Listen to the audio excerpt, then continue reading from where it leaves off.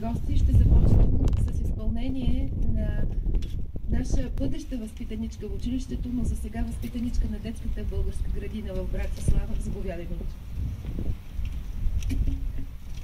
Кирил и Методий пишат братчета с прички и улички и чертички.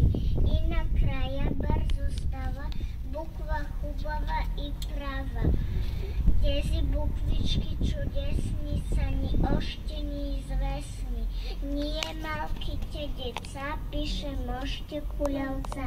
Ние славим имената днес на солунските братя. Те за нас са много мили, че ни буквите дарили.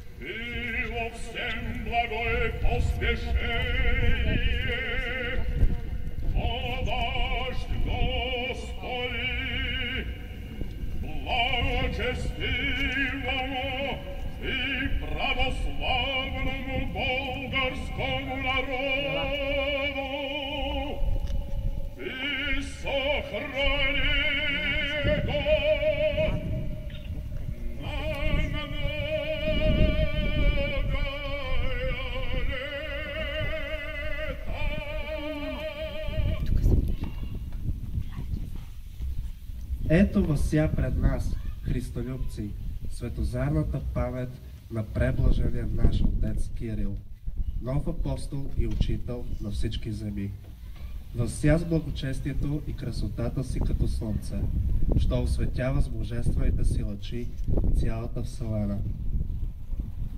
Божията премъдрост си съгради в сърцето му храм, а Дух Свети се спря на езика му като на херовим, раздавайки непрестанно своите дарове според вярата.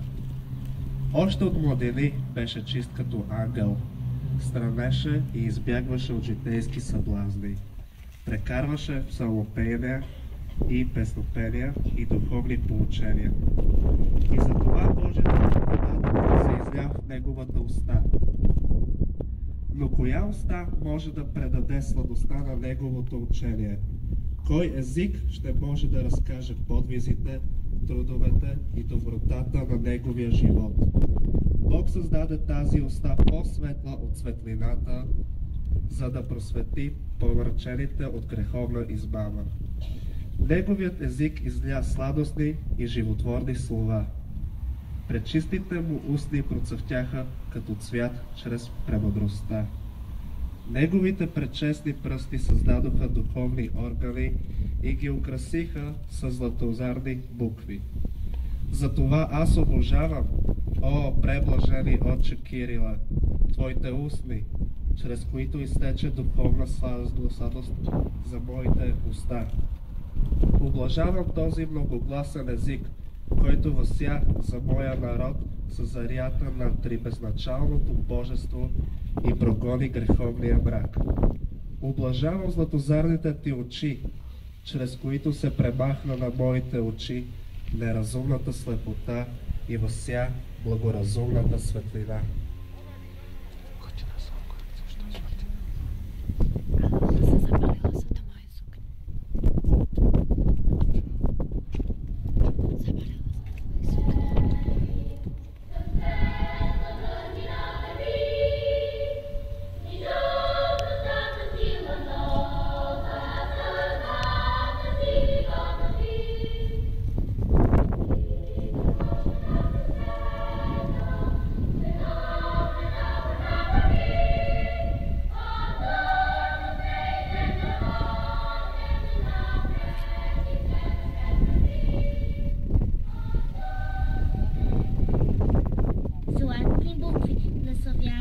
народи, стари времена, дали Кирил Методий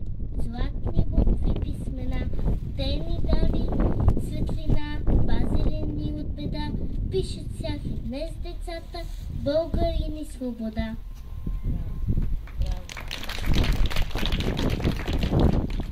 Обичам те, българска реч, звук сладък, най-мил звуковете, ту арфа звънлива, ту меч на майстор художник в ръцете. Обичам те, роден език, ту гъвкав, ту твърд, като камен елмаз, жив израз и клитна мисъл, наблян, на дух пламен, език за песник и забран, език сечиво благородно, от твоята съм сладост пиян. Как леиш се, звучиш ти свободно, как твоята хармония плени слуха.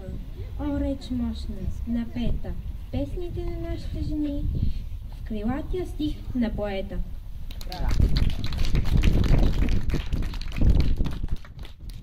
Език свещен на моите деди, език на мъки, стонове вековни, език на тая дете ни роди. За радост не, за ядове отровни. Език прекрасен, кой те не руга и кой те пощади от хулигатки. Слушал ли се и някой до сега мелодията на твоите звуци сладки? Разбра ли някой колко хубост мощ се крие в рещати гъбкава смъдлива? От руйни тонове какъв разкош, какъв размах и изразита жива. Не, ти падна под общи позор. Охулено пред нърсето ми кални и чуждите и нашите в хор, отекаха този език страда.